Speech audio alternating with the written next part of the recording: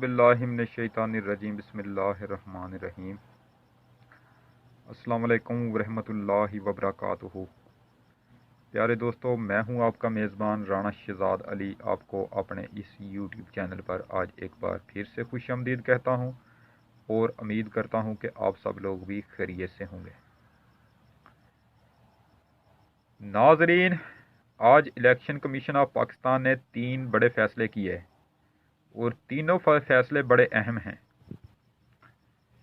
पहला जो फ़ैसला है वो ये है कि इलेक्शन कमीशन ने यूसुफ रज़ा गिलानी की कामयाबी का नोटिफिकेशन जारी कर दिया है।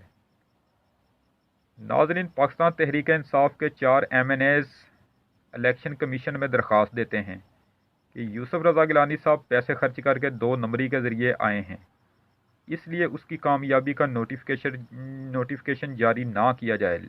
लेकिन आज इलेक्शन कमीशन ने PTI की दरख्वास्त को मुस्तरद करते हुए यूसुफ रज़ा गिलानी का नोटिफिकेशन जारी कर दिया है। PTI की दूसरी जो दरख्वास्त थी वो ये थी कि यूसुफ रज़ा गिलानी साहब को नाअहल किया जाए। उसके जवाब में इलेक्शन कमीशन ने यह दरख्वास्त कबूल तो कर ली है, लेकिन उसकी समाअत 22 मार्च को लगाई गई है। यानी 12 मार्च को सेनेट के चेयरमैन का इंतखाब होना है और समाअत जो लगाई गई है वो 22 मार्च को लगाई गई है। नाज़रीन, अगर यूसुफ रज़ा गिलानी साहब चेयरमैन मुंतखब हो जाते हैं तो फिर इलेक्शन कमीशन उनको कैसे नाअहल करार दे देगा, ये सवाल तो सब जानते हैं। एक और जो फैसला इलेक्शन कमीशन ने किया वो ये है कि डस्का में जो ज़िमनी इलेक्शन दोबारा होने हैं वो 18 मार्च को होने थे, वो अब 10 अप्रैल को होंगे। नाज़रीन, ये जो चीफ ऑफ इलेक्शन कमीशन है वो आजकल PDM की आंखों का तारा बना हुआ है। ये PDM वाले चीफ इलेक्शन कमीशन की हिफाजत कर रहे हैं और कोशिश ये कर रहे हैं कि उन पर कोई उंगली भी ना उठाए।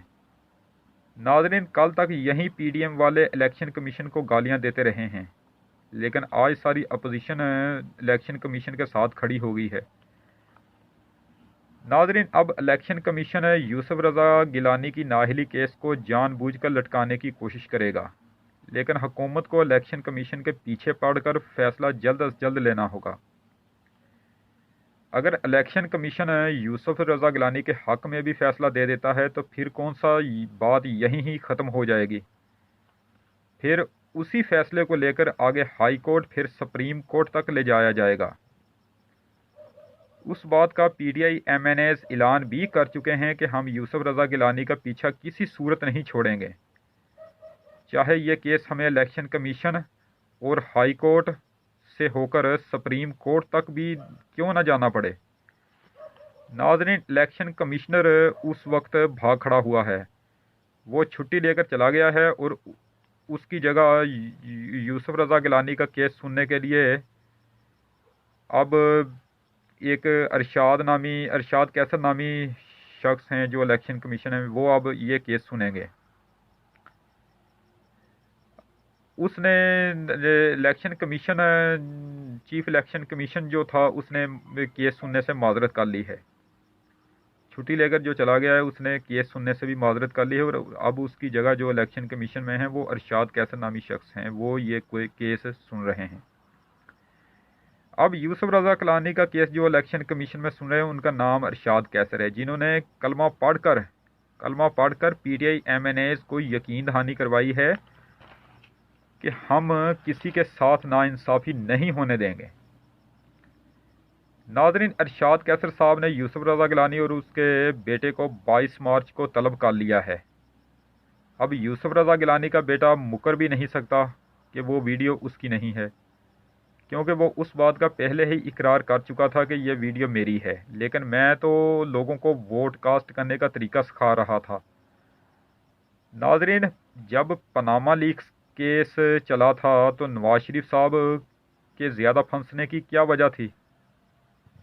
उसके ज़्यादा फंसने की वजह भी यही थी कि उसका अपना बेटा हुसैन नवाज गलती से यह इकरार कर बैठा था कि लंदन के फ्लैट जो हैं वो हमारे अपने हैं, इसलिए नवाज शरीफ साहब को फिर बाद में उस मसले को लेकर बहुत परेशानी का सामना करना पड़ा था।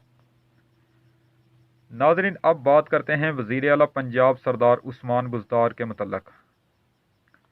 जैसा कि आप सब जानते हैं, कुछ दिन से वज़ीर आला पंजाब की तब्दीली के हवाले से ख़बरें बहुत गर्म नज़र आ रही हैं। لیکن آج وزیر اعظم عمران خان صاحب نے وزیر اعلیٰ پنجاب کو تبدیل کرنے کے حوالے سے صاف بتا دیا ہے کہ اگلے 2.5 سال بھی سردار عثمان بزدار ہی وزیر اعلیٰ پنجاب رہیں گے۔ ناظرین، army chief general Qamar Javed Bajwa صاحب اور پنجاب اسمبلی کے اسپیکر چودھری پرویز الہی صاحب کا عمران خان صاحب پر بہت دباؤ تھا کہ عثمان بزدار کی جگہ کسی اور کو وزیر اعلیٰ پنجاب بنایا جائے، کیونکہ اب تک پنجاب میں جس لیول پر تبدیلی آنی چاہیے تھی وہ نہیں آ سکی۔ وزیر اعظم عمران خان صاحب کافی سوچ و بچار کے بعد آج یہ جواب انہوں نے دیا ہے کہ اب 2.5 سال گزر چکے ہیں، اب بہت وقت گزر چکا ہے، اب کسی اور کو وزیر اعلیٰ بنانا فائدے میں نہیں رہے گا، کیونکہ وقت پیچھے بہت کم رہ گیا ہے۔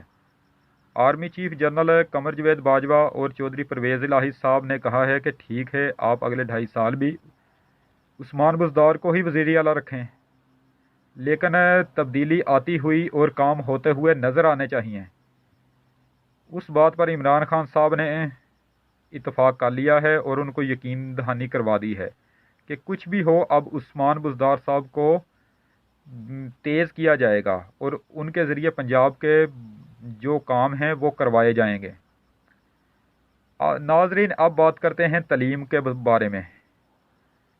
ناظرین، بڑھتے ہوئے کرونا کیسز کے پیش نظر وزیر تعلیم شفقت محمود صاحب نے 15 مارچ سے 28 مارچ تک تمام تعلیمی ادارے بند کرنے کا اعلان کر دیا ہے۔